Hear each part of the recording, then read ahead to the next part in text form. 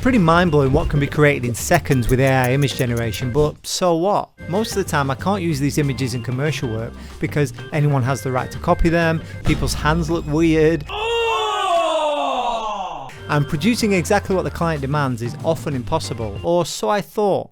Over the last couple of months, I've found ways to integrate image generation tools into my workflow as an art director. And if you're a graphical web designer, here's 3 ways that you can too. Firstly, patterns and backgrounds. I created this image in Midjourney using the tile command, which allows you to put up all these images next to each other and it will tile infinitely as a pattern. And so you can put together this kind of wider tiled pattern, edit the colors, things like that in Photoshop, and then bringing that into a mock-up. You can imagine how this could be used. It looks like a wallpaper, or it'd be really beautiful in packaging, like something like this here.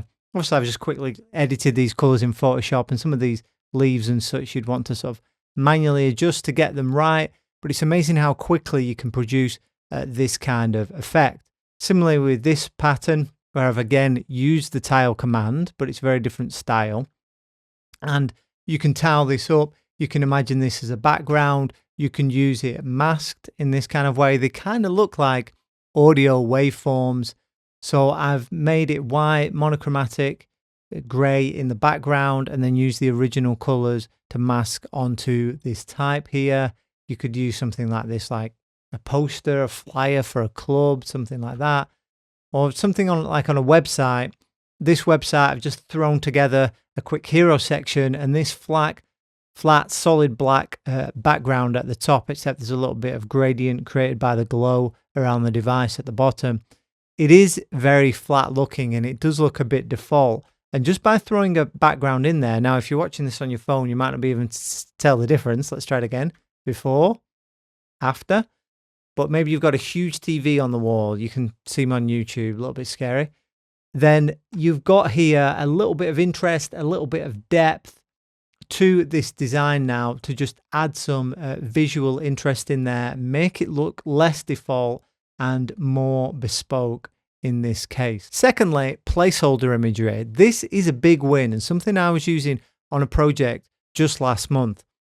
When it comes to creating a pitch, it might be creating a brief for a photographer, for an illustrator. It might be kind of showing the client what you want to do. It's often hard to find those images to put in there so that they can imagine it. They don't have the design eye that we have, and we need to be able to communicate to them exactly what we want.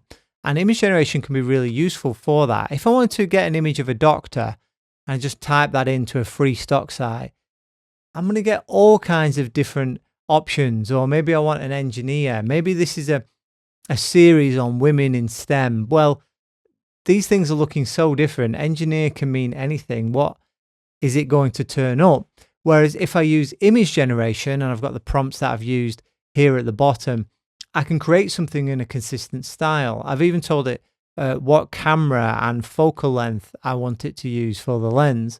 And we can say all these shots are going to be shot in the day. They're going to be full body. They're going to be outside of the buildings where they work. They're going to be wearing their uniform.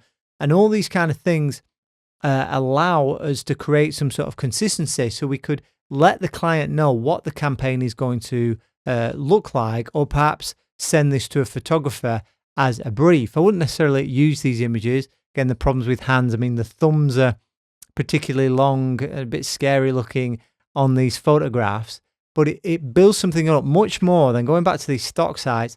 How am I going to find exactly what I'm looking for in these places? It's going to be very, very difficult, but I can create that using prompts and make that part of my initial draft. Similarly with something like imagery. Now you can see straight away on this toy plane that the wings are in the wrong place. They're not lined up with one another, but it does suggest a style that we could send to a 3D modeling expert. Or if we wanted to do a completely different illustration style like woodcut, again, we can throw this in and we can begin to express a very different feel. The feel of these 3D rendered and lit images creates a completely different mood to these woodcut illustrations. So being able to engender that mood within your work, even at the draft stage, can be a really, really helpful thing, and just explain to people what you mean when they're perhaps not familiar with this sort of terminology.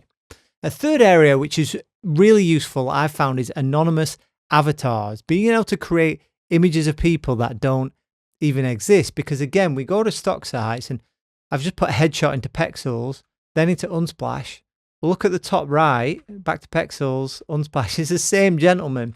And actually, I've seen this guy follow me all over the web, and a lot of these people that just appear here.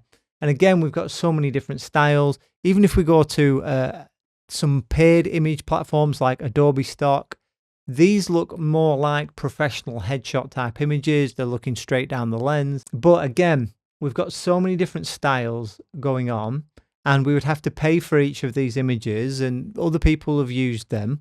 And then with Getty, we've got good quality, but just a complete variety of different types of lighting, background, angles, lenses. And if I want to make it a little bit more descriptive, official work, portrait, headshot is my search term now.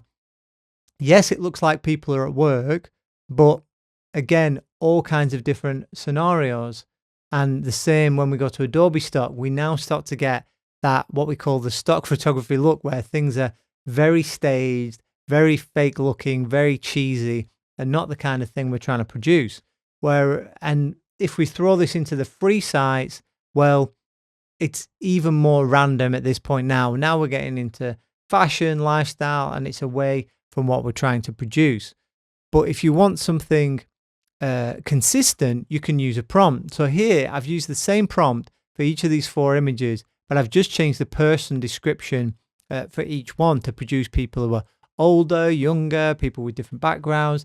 And here we could display the consistency. This, for example, could be something like a team page on a website where you want to suggest, let's get shots of everybody in a professional studio environment using the same camera, the same lens, in the same studio with the same lights, the same background, wearing the company uniform, and all that consistency that is going to create something that has a real visual harmony to it on a page. You can also create avatars that can be used for things like people's profile pictures within an app, or if you're doing something on different target markets and you want to talk about a particular type of customer, rather than just searching forever on a stock site, you can describe what that person looks like and match it up. And being able to create these sort of avatars of people that genuinely don't exist, so we're not infringing on anybody's own image rights, is a real opportunity to be able to include them in something which has a lot more life to it and is a lot more closer to the final product. Obviously, the technology is improving at an incredible rate. In 2 years' time, we will have many more options. In 10 years, this video will sound quaint, but I'd love to hear how you are using AI image generation in commercial projects today. I'll be there to chat in the comments. And until next time, happy designing.